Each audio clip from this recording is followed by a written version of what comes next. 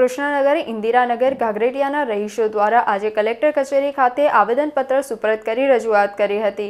શહેરના સોમાતળાવ બ્રિજ પાસે કૃષ્ણનગર, ઇન્દિરાનગર તથા ઘાઘરેટિયા વિસ્તાર આવેલો છે। છેલ્લા 50 વર્ષથી વધુ સમયથી અહીં લોકો નિવાસ કરે છે। વર્ષોથી વેરો, લાઇટ બિલ ચૂકવી રહ્યા છે। જોકે થોડાક સમય અગાઉ તેઓને કેટલાક અધિકારીઓ દ્વારા ઘરો ખાલી કરવાની સૂચના અપાઈ છે, જેને લઈ સામાજિક કાર્યકર ભરત રોહિતની આગેવાનીમાં સ્થાનિકોના પ્રશ્નો મુદ્દાઓને લઈ કલેક્ટર કચેરી ખાતે આવેદનપત્ર સુપરત કરવામાં આવ્યું હતું। ઘર વિહોણા કરવાના વિરોધમાં જિલ્લાની નિવાસી કલેક્ટરને આવેદનપત્ર આપી આ મામલે યોગ્ય કાર્યવાહીની માંગ કરી હતી। સ્થાનિકોએ સૂત્રોચ્ચાર પણ કર્યા હતા તથા પોતાની વ્યવસ્થા મીડિયા સમક્ષ રજૂ કરાતા કેટલાક બિલ્ડરોના ઇશારે કામગીરી થતી હોવાના આક્ષેપો કર્યા હતા।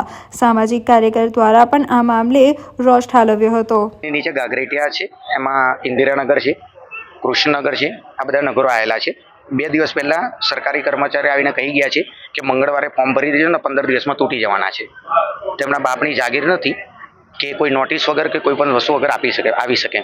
એટલે આજે કલેક્ટર સાહેબને અમે બધી જ પબ્લિકને લઈને આવેદનપત્ર અપાયા છે કે સાહેબ આ જે છે એ પ્લોટિંગ પાડેલો એરિયા છે અને પોતે ખરીદી અને મકાનો બનાવેલા છે।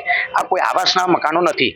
એટલે આ લોકોએ જે ધમકીભર્યા શબ્દોનું ઉચ્ચારણ કર્યું છે એને અમે નકારીએ છીએ અને સાહેબને કીધું છે કે જો એવી રીતે કરવામાં આવશે, બુલડોઝર કે કંઈ પણ લઈને આવશે તો અમે બધા સૂઈ જશું। એની જવાબદારી જે તે સરકારની રહેશે। એના માટે આજે આવેદનપત્ર અપાયા છે। માંગણી એ જ છે કે કોઈ પણ વ્યક્તિ ત્યાં પેસો ના જોઈએ।